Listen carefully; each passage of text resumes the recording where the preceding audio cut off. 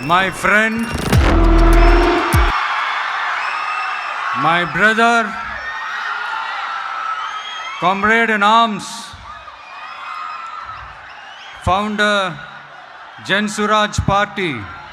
के रणनीतिकार प्रशांत किशोर। प्रशांत जी को देखता हूँ आजकल घूम रहे हैं पूरा बिहार गांव गाँव जा रहे हैं, बहुत परिश्रम कर रहे हैं। प्रशांत किशोर के बारे में कुछ कहना चाहोगे? मेरी बातचीत होती है उनसे, अच्छा, काफी बातचीत होती रहती है। हम लोग न्यूज में सुनते हैं कि मोदी जी जो चाहेंगे वही होगा। आप जरा घर में बैठ के अपने आप से पूछिए, अगर मोदी जी कह दे आज अंबानी को, अडानी को, टाटा को, बिरला को, किसी को कि तुमको 10 फैक्ट्री लगाना है बिहार में, किसी उद्योगपति का दम है कि कह देगा कि नहीं लगाएंगे। पिछले 2-3 सालों में बिहार में क्रांति ने राजनीतिक गलियों में और राजनीतिक की सियासत गलियों में हलचल पैदा कर दी है। उस क्रांति का नाम है जन सुराज।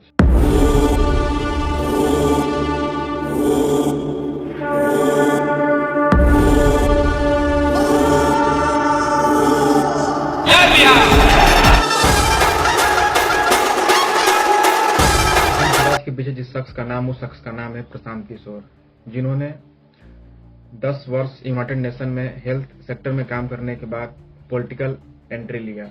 जो चुनावी रणनीतिकार हैं और वे सभी पार्टियों के लिए पॉलिटिकल कैंपेन रन करते हैं। उन्होंने 2014 के लोकसभा इलेक्शन में भाजपा के लिए पॉलिटिकल स्ट्रेटेजी बनाई थी, जिसमें भाजपा को प्रचंड बहुमत मिला था तथा प्रधानमंत्री नरेंद्र मोदी बने बहुत ही प्रचंड बहुमत के साथ।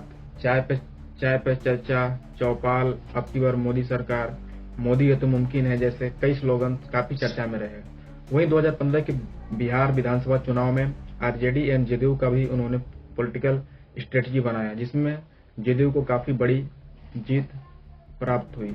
उसमें एक स्लोगन काफी ज्यादा वायरल गया था, बिहार में बाहर है नीतीश कुमार है। साथ ही साथ उन्होंने पंजाब में अमरिंदर सिंह, केजरीवाल, तेलंगाना के जगन मोहन रेड्डी, स्टालिन तथा ममता बनर्जी टीएमसी के लिए भी कई बार पॉलिटिकल स्ट्रेटेजी बनाई और काफी सफल भी रहे। उसमें खुद की कंपनी थी आईपेक, जिसमें 3 से 4 हजार लोग काम करते हैं और वो पॉलिटिकल स्ट्रेटेजी बनाने का काम करते हैं।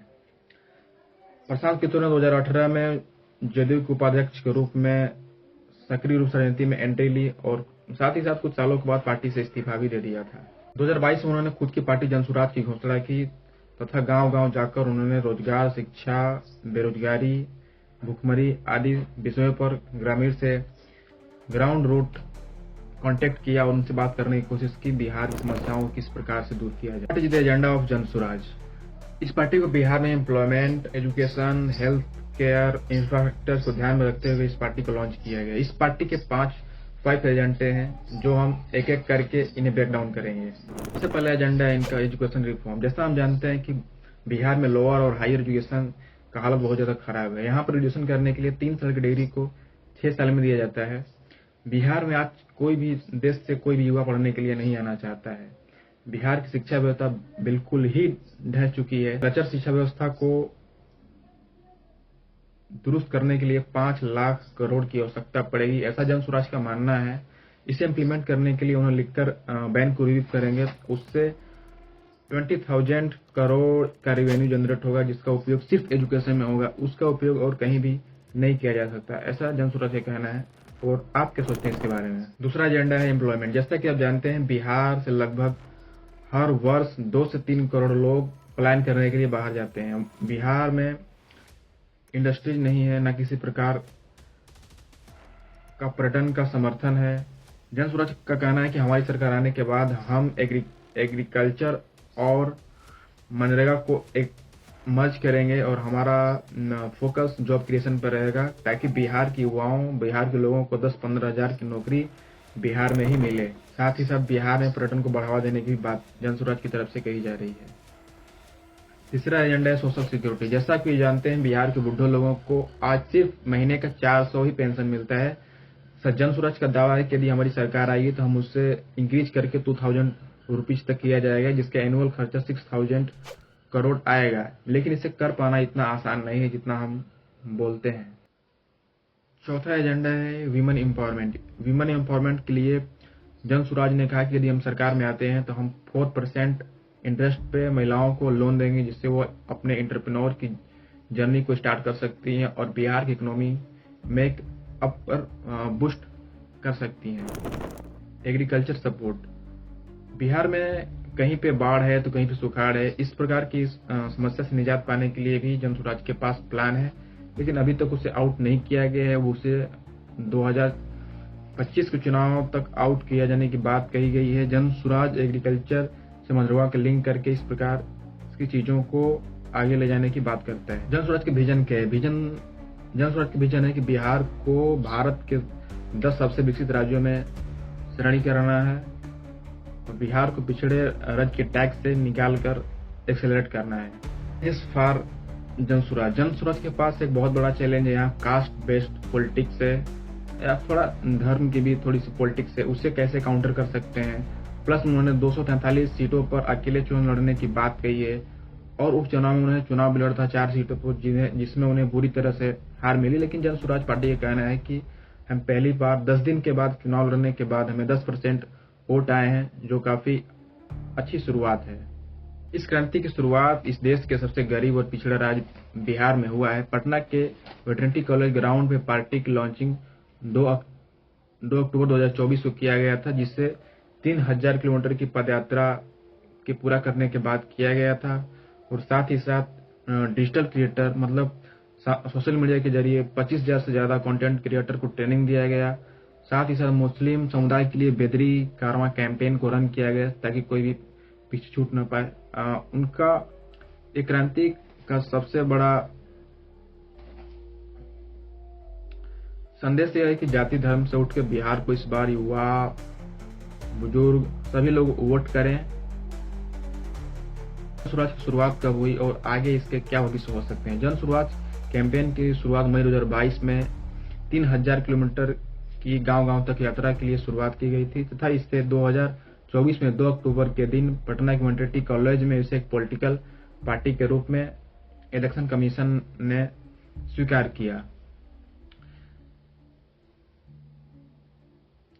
नवंबर 2024 के बाईपोल इलेक्शन में जन स्वराज ने 4 सीटों पर चुनाव लड़ा तथा उसमें उससे कुछ अच्छा रिजल्ट नहीं मिल पाया है कि इलेक्शन में 243 सीटों पर लड़ने का प्लान उन्होंने बनाया है। क्या यह बिहार राजनीति में एक टर्निंग पॉइंट होगा, ये देखने की बात है। क्या जन स्वराज सफल होगा? पीके की स्ट्रेटेजी एक अलग स्ट्रेटेजी है। उन्होंने गांव लेवल पर एक अध्यक्ष को बनाया है जो 7000 पंचायत बिहार के 7000 पंचायतों में एक्टिव है। मैनिफेस्टो को बनाया जाएगा तथा चुनाव से पहले मैनिफेस्टो को रिलीज किया जाएगा। 2025 के बीपीएससी एग्जाम में पीके ने अनशन भी किया था, लेकिन उसका खास कुछ रिजल्ट हुआ नहीं। और जन स्वराज के सामने कई सारी चुनौतियां भी हैं, जैसे बाईपोल इलेक्शन में हार, कई लोगों का पार्टी छोड़ के जाना तथा उन्हें बीजेपी की बी टीम कहकर पुकारा जाना। क्या पीके का डेटा ड्राइव तरीका और गांधी और अंबेडकर के विचार को पूरा करने के लिए पार्टी अपने आप को एक्सेलेट कर पाएगी? गांधी और अंबेडकर के विचार को बिहार की जनता के दिलों में कितने देर तक वह जगा पाएगी, ये देखने की बात होगी। जन स्वराज बिहार की भविष्य को बदलने की हिम्मत भरी कोशिश है। क्या प्रशांत किशोर आने वाले समय में बिहार को बदल पाएंगे, यह देखने वाली बात होगी। क्या चुनाव में उन्हें जनता का भरपूर समर्थन मिलेगा, ये तो वक्त ही बताएगा। क्या वे बिहार को पूरी तरह से बदल पाएंगे? हमें कमेंट सेक्शन में बताइए। जय हिंद। हम लोग न्यूज में सुनते हैं कि मोदी जी जो चाहेंगे वही होगा। आप जरा घर में बैठ के अपने आप से पूछिए, अगर मोदी जी कह दे आज अंबानी को, अडानी को, टाटा को, बिरला को, किसी को कि तुमको 10 फैक्ट्री लगाना है बिहार में, किसी उद्योगपति का दम है कि कह देगा कि नहीं लगाएंगे? क्यों नहीं कहते? मनमोहन सिंह ने क्यों नहीं कहा होगा? इसलिए नहीं कहा है कि बिहार देश के लिए चीप लेबर का बहुत बड़ा सप्लायर है, सोर्स है। अगर बिहार में फैक्ट्री लग जाएगी तो 12,000 रुपया में गुजरात में 15 घंटा काम करने वाला लेबर नहीं मिलेगा। ये बहुत बड़ा दबाव है ऊपर से। ऐसा थोड़ी ना है कि तमिलनाडु में मजदूर नहीं है, ऐसा नहीं है कि गुजरात में गरीबी नहीं है। वहां पर भी भ्रष्टाचार है, वहां पर भी गरीबी है, लेकिन गुजरात के फैक्ट्री में अगर गुजरात का लेबर रखिएगा तो आपको 20,000 रुपया महीना लगेगा प्रति लेबर। और वही बिहार का गरीब लड़का जाता है, वो 12,000 का काम करता है सूरत में, तो कोई सूरत का व्यापारी नहीं चाहेगा